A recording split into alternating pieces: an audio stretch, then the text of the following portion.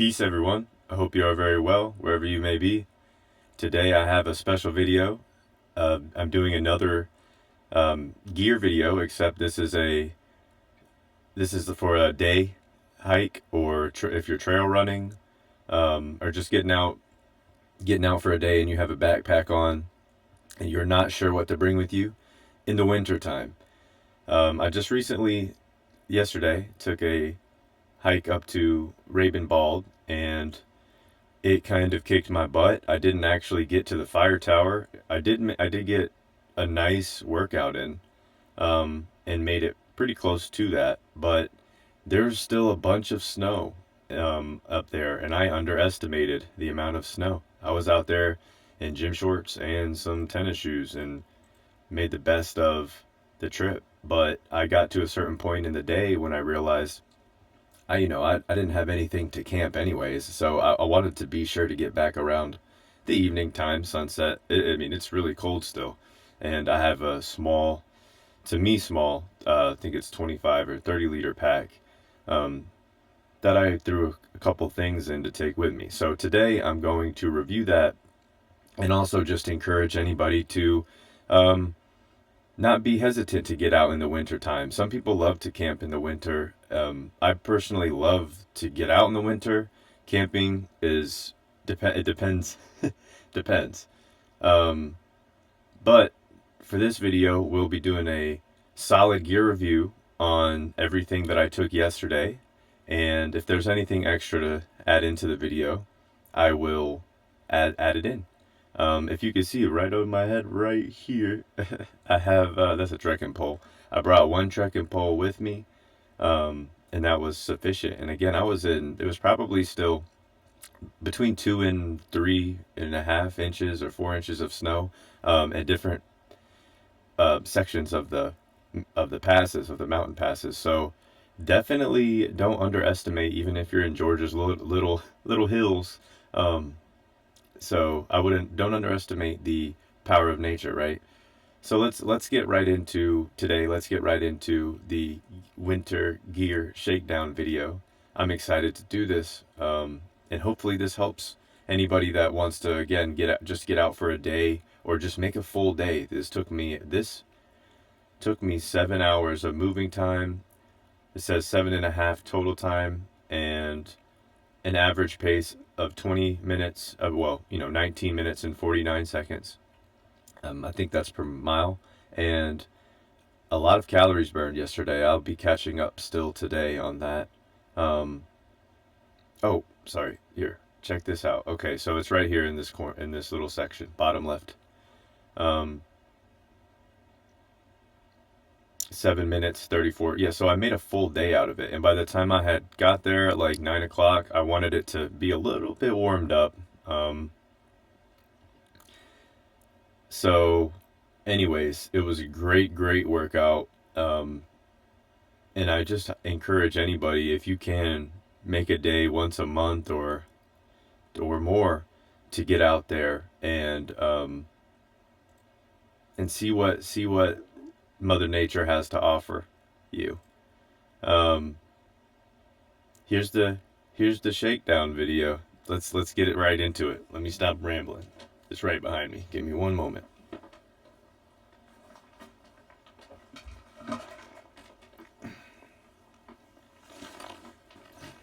Okay. So I'm just going to do this like this. All right, we're gonna take out one thing at a time, and I'll just go over it. I'll make this, smooth. All right, let's start in the front of the pack. As you can see, I have this trekking pole, and it was perfect. I definitely recommend at least one pole if you're doing anything not on a paved, path. If you don't like trekking poles, I understand that too. All right. Now, let's get into the front of the pack. Actually, you know what? Spin it. There's some pockets here, and I'll go over what I put in these pockets and what I carry and why I carry.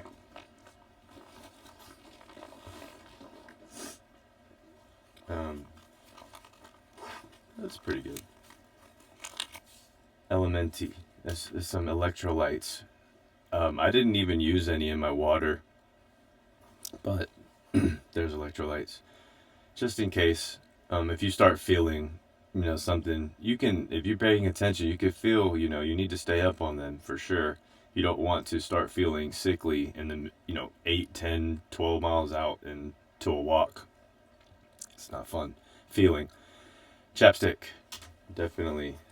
This is the winter shakedown. Even in the summer, bring some chapstick. This is a Gerber dime. It's just call them like a pocket knife, like a, what do you call it? Multi-tool. That's what it is. A small multi-tool. Very handy. Doesn't weigh anything. I just throw it in this front pocket. Forget it's there. Ow, just pinched me. That's it. So that's the little front pocket. Now, and these big pockets, these are actually great size pockets.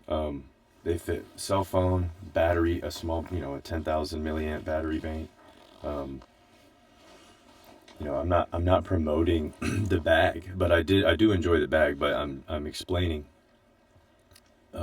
You could fit a lot in these front pockets, and many of these packs, these day packs, they should have front pockets.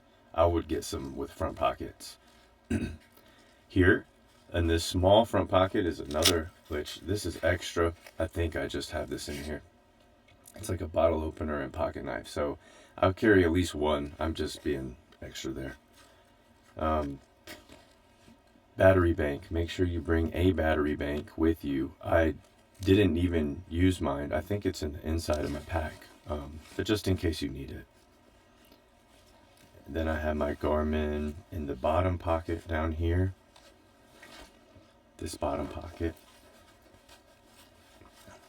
If you like these, if you have one, carry it. If you don't need one. But I appreciate having one, especially on solo trips. And I had like this little case with I think just my phone charging cord. And it's actually a lenses case for sunglasses. But, yep, you just have a charging cord for the phone. And then also in these front pockets, I was able to stuff my wallet and my keys, car keys. All right.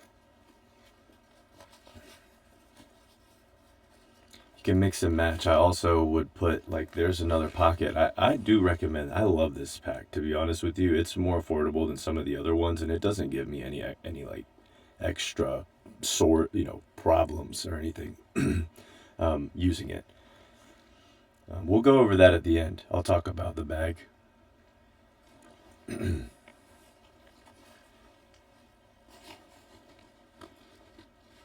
So these are the socks I wore, and I wore another pair over that. All right, I walked through snow 90% of the time, and I was not expecting that at all. I was expecting 50-50, most of it, or at least half of it, to be melted. Anyways, that worked out fine. I had a thick pair of socks over these. It took a while for everything to get wet. Considerably, through how much snow I was walking through and just dampness. And I was okay. I had to keep moving, but I had a plan that day that I knew why I didn't get all the way, because it was going to get really cold again at night, and I was in gym shorts. I did have my puffy, but which we're about to get into, but still, it's don't be silly, and don't overdo it. When you listen to your body, make a plan and listen to your body in the process, so you're not putting your body into shock when you're doing these things, and especially solo. Throw a little beanie. Oh, this is the front. Throw a little beanie in there. And then I also had a headband, which is maybe in here. It's just like I don't know, what is it? Marywool brand. So like merino headband, which I took off rather quickly. I start sweating. In the cold, it just gets wet. Take it off. And it was a mix between running, like moving quicker, and walking. little clip carabiner, just extra. Shout out to Mom for the, I think it was a stock Christmas gift. All right, let's this windbreaker. So this is just a very lightweight windbreaker, and I did not use it because I used my puffy. I got warmed up, took off my puffy, and the layer I had on in between was a smart wool layer. Well, it was like a merino wool layer, base layer, and then I had some synthetic fiber layer on top. It's actually like a sun hoodie, but it's lightweight and it has a hood on it. Perfect for the day, as long as you have your other layers to accommodate. And also, you can, to be able to take these on and off is great. I used contacts yesterday, which I was very thankful for. I try to switch back and forth. You don't want to get your, I don't like to get my eyes too used to either. So I brought my glasses just in case my contacts messed up or I got something in my eye or the contact messed up. And do I have this on here? Did I take it off? Oh, I did take it off. All right. This is a microfiber cloth. This is just to wipe off sweat. If you need to wipe, like take your socks and shoes off and clean your feet because they get super soaking wet from the snow, damp, whatever. This is very, very nice to have. I didn't use it because I was moving and grooving, but it's nice to have some sort of something to microfiber or something to dry off with the sweat, especially in the cold. Because if you do stop moving to have a snack, get some water or anything, that sweat is going to get you cold really quickly.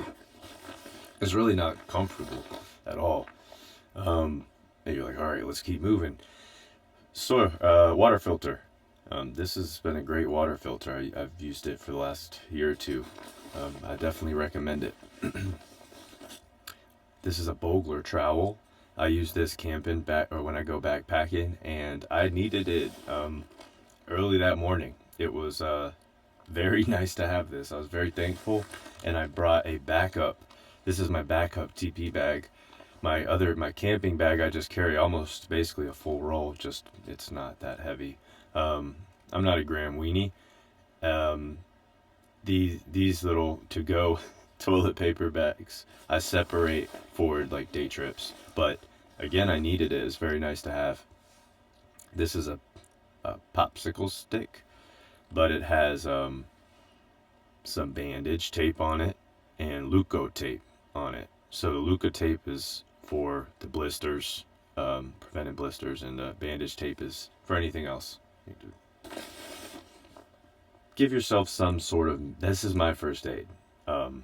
Yeah, it's good enough for a day trip. I do have a little bit more when I can. All right, that's everything on the outside of the pack. And then on these sides, pockets, okay, I had water, and guess what? Water, you guessed it. Make sure to bring enough water. There was water everywhere. I a couple icicles, as a matter of fact, but still, carry enough water. Now we're getting into the inside of the pack, and just to have some sort of like base in it, I actually was able to comfortably fit my Nemo pad, and that was for obvious reasons. If I take short breaks or just want to sit down, it's basically wet. I mean, there's dry areas on some of the rocks where the snow had melted, but lots of damp, lots of snow. Perfect to have something to sit on, or even just set your stuff on, set your clothes on, set some, to keep from getting wet. And then here's also, speaking of wet, a dry bag that I keep on the inside, because when you set your bag down or something, if you're not using that mat, or just you set it down real fast, you're not going to take the pad out. Your bag can get wet or accidentally get wet, right? So I carry things in a dry bag. I think this is like an odor-proof bag actually, but same exact purpose. Extra pair of boxers in case I soil myself.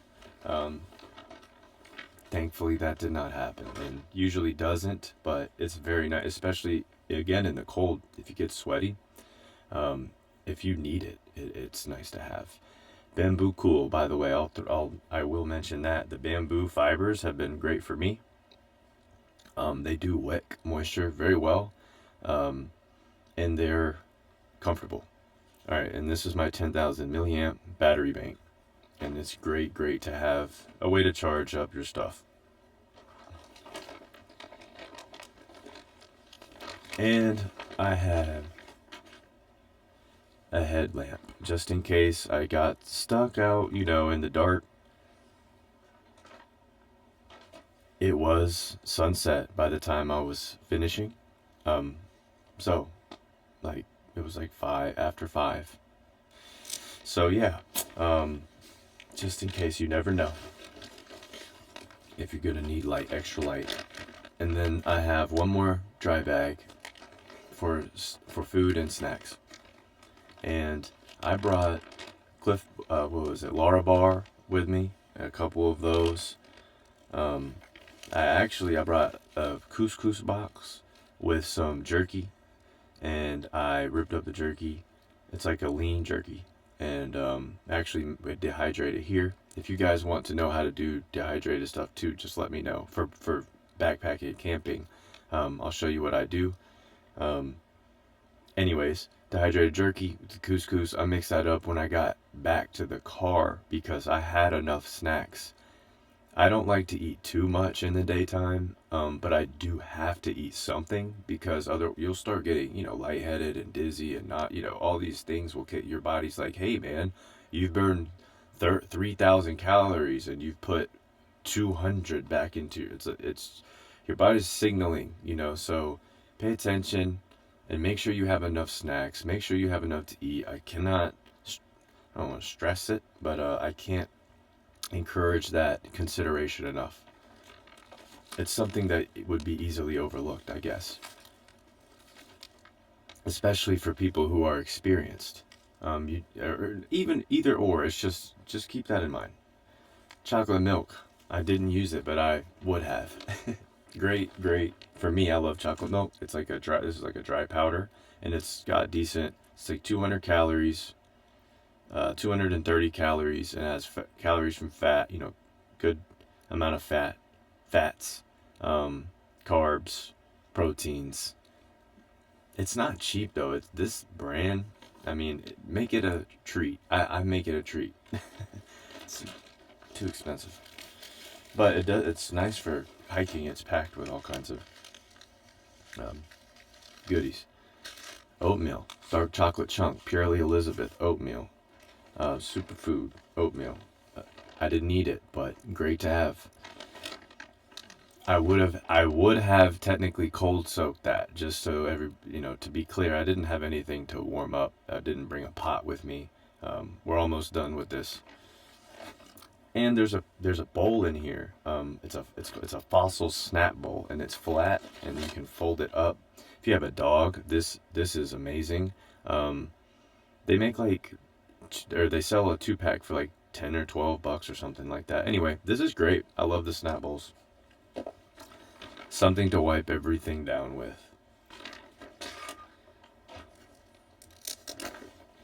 And last but not least, if you get real bad cramps or anything, which I did not, but you could use this even if I didn't think about it, but if my leg was getting real bad, sometimes I have a little say inflammation in my joint, in my hip, and yeah, you can just while you're walking, you can just uh, rub into the area that's sore if it's an area that you can reach. Anyways, you get it. This is an amazing little thing to have. They make really small ones too.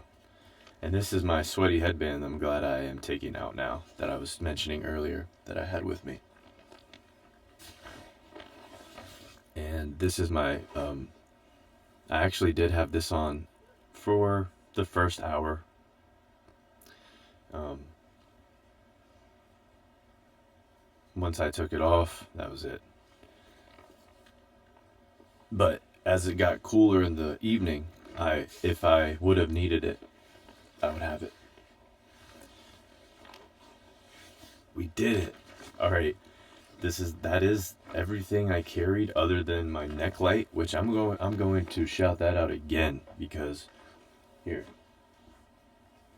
Firstly, um, the Smart Wool socks. I do have Darn Tough and Smart Wool. They're both great. So, um, you know, try them out. Find a sale. Find a deal on like, and again, I find the deals. So find a deal, and oh where's my spoon? It's probably in here. I'll show you guys. Oh, I know where it is. It's in my car. But you know what? I have something right here, and it's the same thing. Okay, so let's just say I brought my spoon. This is the spoon I brought. Anyways, I have a couple different ones that I bring. So anyways, bring you some utensils, okay? Just bring something to snack with. You don't need all this, but a spoon. Do need that. What else? Oh, I brought a pair of headphones that I did not use. I listened to all the other sounds around me of snow crackling and nature, the water. So that would be it pretty much. Oh no, I got one more important thing. 1 second.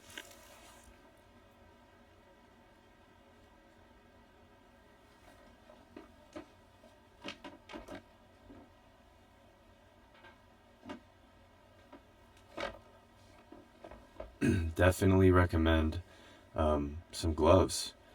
These are, I don't know if they're considered like ski gloves or what, but they are relatively inexpensive compared to what some of the prices of gloves are.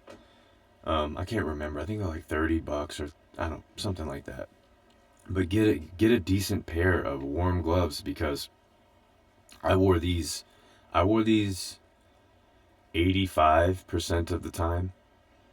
And if I did not have gloves, my fingers would be so numb, especially camping. My fingers would be so numb, I wouldn't be able to do anything with my fingertips, or it would just take an extremely long time and be it gets frustrating after a while. Even just like zipping your tent up because you cannot move your fingertips. If you know what I mean, you know what I mean, and if not, I'm giving you the heads up. Keep your hands warm and keep a pair of gloves. Okay, with that being said, the only other thing, of course, is the cell phone. I brought my iPhone with me, and that was to help with navigation. And speaking of navigation, pulling up, I brought a Talenti jar, which you guys know what those look like, so I don't need to show you a picture. I have one right here, but anyways, um, that's for cold soaking the meal. So I'm sure if you are interested in camping, backpacking, and whatnot, you probably have seen people discuss the cold soak. All you do is put your meal in there with water and keep on walking. Check it in a little bit. Depending what it is, will take a varied time to re-soak itself and be edible again. Um, yeah, so that's a Talenti jar works fine. Any small like plastic lightweight jar, I would recommend. And okay, with that being said, just a flame in case you need to make a fire in emergency. That's an easy one. A little fire starter puck, or just a little, just whatever you have, just know how to use it, basically. Um, so yeah, guys, that is a winter shakedown video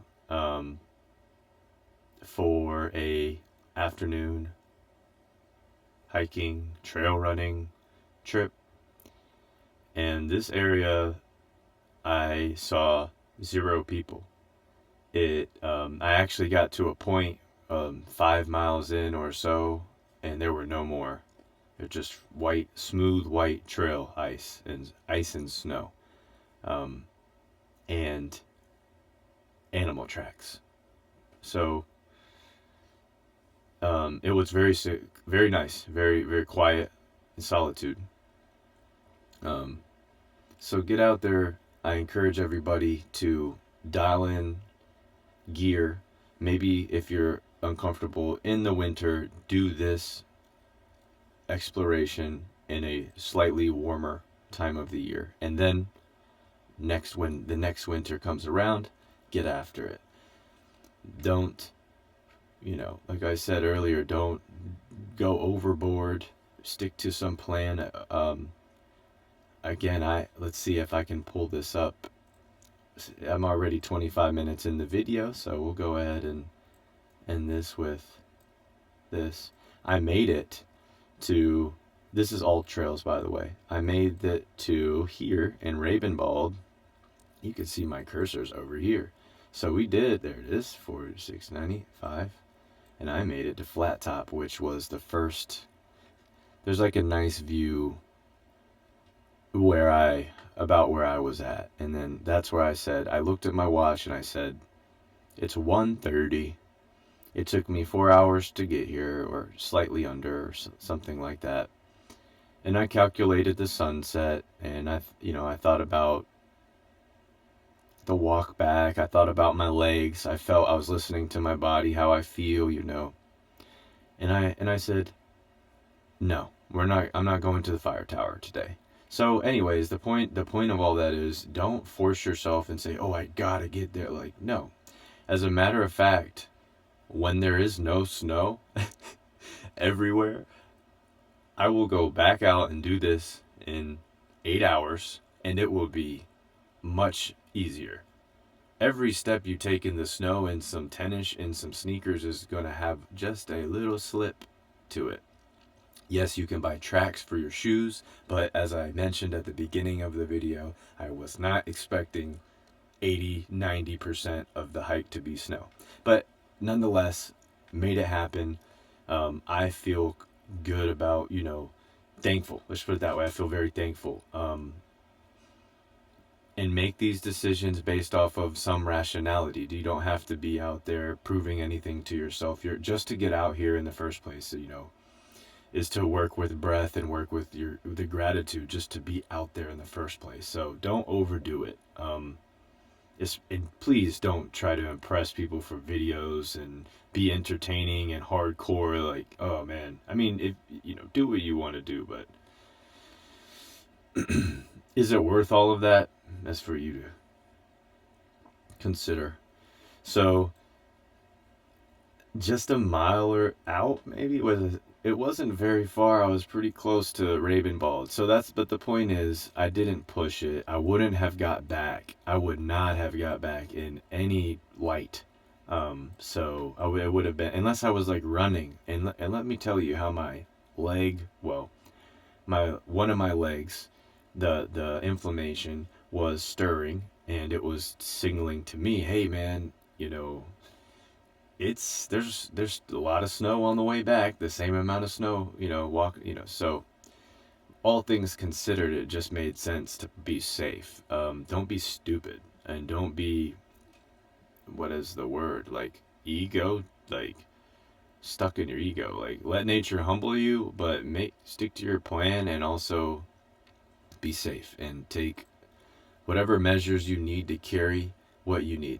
You see the stuff I carried, and some people would say, wow, that was too much. So hike your hike, just like that phrase goes, pack your pack.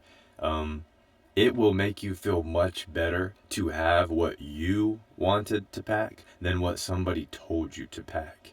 And again, I will say, learn how to use what you're bringing with you. Don't just bring it with you because you saw it, So, hopefully some of this was helpful and resonates with you. I encourage anybody to get out there and make it happen. I'm in Georgia. This is my backyard. Not really. I have to drive a little bit, but nonetheless, not very far. And over west, just west is Chattahoochee National Forest, the Appalachian Trail beginnings, and Emma and Springer, and so on. So there's many places out here. It's popular, and this area just happens to be in the northeast section, and it's not on the AT, but it's very, very similar, very challenging. I've been on the AT as well, And this is just, I would say, if not a more of a challenge. So if you are around this area and you see these videos, that's why I'm sharing. Or if you come to Georgia, um, and holler at me, we'll get out there. We'll stay. We could camp at night, or if you just want to go out for a day hike, um, let me know. So with all that being said, um, we will conclude this video on a great note. I appreciate everybody tuning in, and I hope that you got something out of this. If you have any questions or comments or concerns about any of the gear today, I don't post all these links. I mean, I can. If you want a link, just reach out and I'll send the link, but you can find it. It's not hard to type in stuff and find it. I encourage you to do that because maybe you'll find a deal somewhere else if you go looking for it rather than using that link. It might not necessarily be your best deal. Anyways, reach out if you have any questions. Questions or concerns. And until then, everybody go out and have fun and be safe and, make the best of your day. And I'll see you again in another video. All right, everybody. Much love. Please take care. Peace.